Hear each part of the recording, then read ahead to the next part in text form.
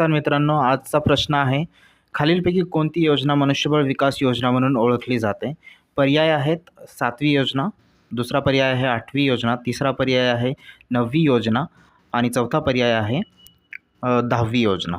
तर याचं करेक्ट उत्तर आहे 8वी योजना जी आहे ती मनुष्यबळ विकास योजना म्हणून ओळखली जाते. या योजनेचे अध्यक्ष जे होते ते नरसिंहराव आणि देवेगौडा हे होते.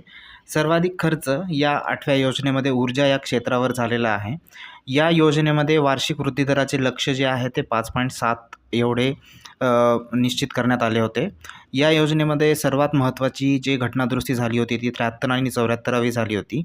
MP लाड, सित्रा, employment assurance scheme, mid day meal scheme यासारख्या योजना या 8व्या योजनेमध्ये तयार करण्यात आल्या होत्या. पंतप्रधान रोजगार योजनासुद्धा या योजनेमध्ये तयार करण्यात आली होती. गंगा कल्याण योजनासुद्धा या योजनेमध्ये सुरू करण्यात आली होती.